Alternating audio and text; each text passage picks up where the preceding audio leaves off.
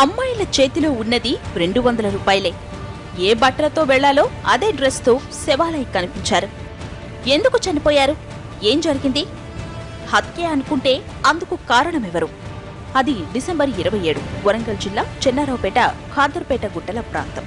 అక్కడి నుంచి కుళ్ళిన 2 శవాల్లోంచి కొన్ని విడిభాగాల్ని ఊళ్ళోకి లాక్కెళ్లాయి కుక్కలు. దీంతో ఆ ప్రాంతమంతా ఒకటే దుర్వాసన. వాసన దేనివల్ల వస్తుందో గుర్తించిన స్థానికులు పోలీసులకు కంప్లైంట్ చేశారు. రంగంలోకి దిగిన పోలీసులు మృతదేహాల్ని గుర్తించారు. ఈ 2 పిల్లల్ని పర్వతగిరి మండలం నారాయణపురం తండాకు చెందిన భూమిక, ప్రియాంకలుగా గుర్తించారు. మృతదేహాలు కుళ్లిపోయి ఉండడంతో చున్నీల ఆధారంగా 2ని గుర్తుపట్టారు. వాస్తవంగా ఇంత నీచంగా చేసినారు అంటే అనుమానం ఉన్న వాళ్ళను ఖచ్చితంగా ఎంకులాడి వాళ్ళను తగిన శిక్ష చేయాలి. భూమిక, ప్రియాంక నల్లబెల్లి మండలం 3 చెక్కలపల్లి ఆశ్రమ పాఠశాలలో 9వ తరగతి చదువుతున్నారు. పోలీసులు గుర్తించే సమయానికే వారి మృతదేహాల్ని పందులు, కుక్కలు పీక్కు తిన్నట్టు ఆనవాళ్లు కనిపించాయి. పోలీసులు జాగ్రత్తగా గమనించగా 2 మృతదేహాల దగ్గర ఓ అబ్బాయి ఫోటో దొరికింది. రీసెంట్గా నిన్న ఇక్కడ చెన్నారావుపేటలో చనిపోయి ఉన్నారని తెలిసింది. ఈ ముమ్మరంగా దర్యాప్తు జరుగుతుంది. అందరం కలిసి కష్టపడి వాళ్ళ పిల్లల తల్లిదండ్రులకు న్యాయం చేస్తాం. విచారణ త్వరగా పూర్తి చేస్తాం. అభం శుభం తెలియని ఆడపిల్లలు ఇలా కుళ్ళిన శవాలై కనిపించడంతో ఆ ప్రాంతమంతా అలజడి రేగింది. ఎందుకిలా జరిగింది? అసలేం జరుగుంటుంది? వీళ్ల గురించి ఒక్కొక్కరు ఆరా తీయటం మొదలుపెట్టారు. ఇది హత్య, ఆత్మహత్య? అదే సస్పెన్స్. ఆత్మహత్య అయితే అంత చిన్న పిల్లలకు ఆత్మహత్య చేసుకోవాల్సిన అవసరమేంటి? ఆశ్రమ పాఠశాల హాస్టల్లో ఏమైనా జరిగిందా? అక్కడున్న లేడీ వార్డెన్తో గొడవేదైనా జరిగిందా? ఇలా ఎన్నో ప్రశ్నలు, ఎన్నో సందేహాలు.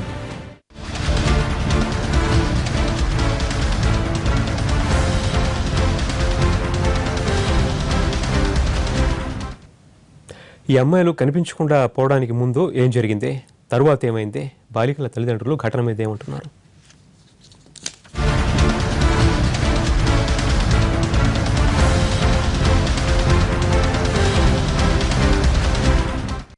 విద్యార్థుల్ని కిడ్నాప్ చేసి పట్టుకుపోయారా? అత్యాచారం చేసి హత్యకు పాల్పడ్డారా? క్రైమ్ సీన్లో లభిస్తున్న ఎన్నో ఆధారాలు. తీవ్ర ఆవేదనలో అమ్మాయిల తల్లిదండ్రులు. వరంగల్ జిల్లా పర్వతగిరి మండలం కంబాలకుంట తండాకు చెందిన కిషన్ యాకమ్మల కూతురు భూమిక, బాలు కమిలీ దంపతుల కుమార్తె ప్రియాంక. భూమిక, ప్రియాంకలిద్దరిది 14 ఏళ్ల వయసు. పండగలకని ఇంటికొచ్చారు. కొన్నాళ్లయ్యాక తిరిగి హాస్టల్కు వెళుతున్నామని చెప్పి బయలుదేరారు. హాస్టల్కు వెళ్లకుండా ములుగు మండలం మల్లంపల్లిలో బంధువుల ఇళ్లకు వెళ్లారు. అక్కడే 2 రోజులున్నారు. ఇదే విషయాన్ని భూమిక తన తండ్రి కిషన్ కి ఫోన్లో చెప్పింది. 2 రోజుల తర్వాత వాళ్లు హాస్టల్కు వెళ్లారు. అయితే టైం దాటిపోయిందంటూ హాస్టల్ సిబ్బంది వాళ్లను లోపలికి రానివ్వలేదు. తర్వాతి రోజు అదే హాస్టల్ నుంచి పిల్లల తల్లిదండ్రులకు ఫోన్ వచ్చింది. మీ పిల్లలు హాస్టల్ చేరలేదన్నది సమాచారం. వెంటనే 2 తల్లిదండ్రులు హాస్టల్కు వెళ్లే విషయం తెలుసుకున్నారు.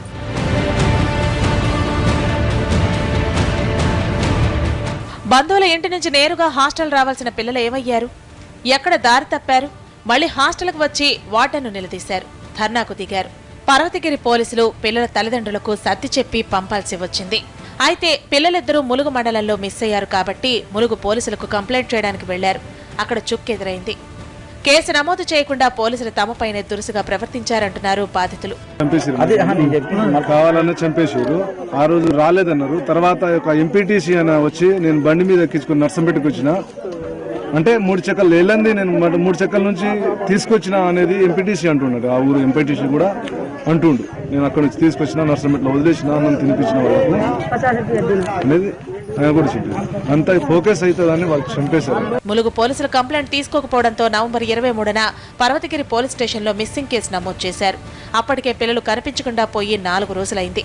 అయితే పర్వతగిరి పోలీసులు కూడా కేసును పెద్దగా పట్టించుకోలేదని, అందుకే అంత దారుణం జరిగిపోయిందంటున్నారు బాధితులు. ఇదిలా ఉంటే హాస్టల్ ముందు ధర్నా చేసినందుకు హాస్టల్ వాళ్లు పిల్లల పేరెంట్స్ మీదే ఎదురు కేసు వేశారు.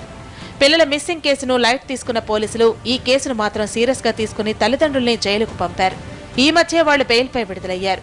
అయితే వాళ్ళ హాస్టల్లో ఉంటుంది కదా సార్, వార్డెన్స్ మీదను రాజమ్మ మీద వర్కర్ వాళ్ళ మీద ముఖ్య డౌట్ వాళ్ళ మీద సార్. ధర్నాలు, కేసులు, జైలు, బెయిలు జరిగాయి. కానీ పిల్లల జాడ తెలియక 50 రోజులు దాచింది. చివరకు వీధి కుక్కల వల్ల విషయం తెలిసింది. తీరా అక్కడికెళ్లి చూసేసరికి మరికొన్ని కుక్కలు పీక్కు తింటూ కనిపించడంతో ఆ దృశ్యం చూసిన వాళ్లకు మైండ్ బ్లాంక్ అయింది. విషయం తెలిసిన చుట్టుపక్కల వాళ్లు ఒక్కసారిగా అదిరిపడ్డారు. తమ పిల్లలు ఎక్కడో ఒక చోట ఉంటారులే అనుకున్న తల్లిదండ్రులు ఆశలు ఆవిరయ్యాయి.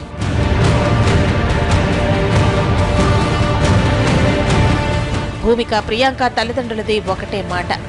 తమ పిల్లలు ఆత్మహత్య చేసుకునేంత పిరికివాళ్లు కాదంటున్నారు. మరేం జరిగింది? హాస్టల్లోకి రానివ్వకపోవడంతో బయటకు వెళ్లిన ఇద్దరిని ఎవరైనా కిడ్నాప్ చేశారా? ట్రాప్ చేసి నర్సంపేట నెక్కొండ రోడ్డు పక్కనే ఉన్న జల్లిగుట్టలోకి తీసుకెళ్లి అత్యాచారం చేసి చంపేసి ఉంటారా అన్న అనుమానాలు కలుగుతున్నాయి. క్రైమ్ సీన్ లో ఓ పురుగుమందు బాటిల్ కనిపించింది. దాన్ని బట్టి బాలికల్ని ఎవరైనా సినిమాకు తీసుకెళ్లి తర్వాత మత్తిచ్చి అత్యాచారం చేసి హత్య చేసి ఆత్మహత్యగా చిత్రీకరించారా అన్న సందేహాలు రేకెత్తుతున్నాయి. మృతదేహాల పక్కన సినిమా టికెట్లు, లడ్డూ ప్యాకెట్లు, ఫోటోల్ని బట్టి పోలీసులు ఈ కోణంలో దర్యాప్తు చేస్తున్నారు. విద్యార్థి సంఘాలు మాత్రం మండిపడుతున్నాయి. అమ్మాయిల ప్రాణం తీసి తీరని ద్రోహం చేసి ఆనవాళ్లు దొరకకుండా కేసును పక్కదారి పట్టిస్తున్నారని ధర్నా చేశాయి. ఆశ్రమ పాఠశాలలో ఆయమ్మ ఉందట, ఆమె పేరు రాజ్యమ్మ. ఆమెను మా ఎంపీటీసీ అక్కడ తను ఎంపీటీసీ ఉన్నాడు. వాళ్ళు ఆయన మధ్యలో పడుతుండు, ఏదో ఒక కేసును తప్పుదోవ పట్టించాలని మా మధ్యలో పడుతుండు. మెయిన్గా వాళ్ళ మీద ఎంక్వైరీ చేసి మా మేనమామలకు సరైన న్యాయం చేయాలని నేను కూర్చున్నాను. పోలీసులు నిజాయితీ వ్యవహరించి దోషుల్ని కఠినంగా శిక్షించాలని డిమాండ్లు వినిపిస్తున్నాయి.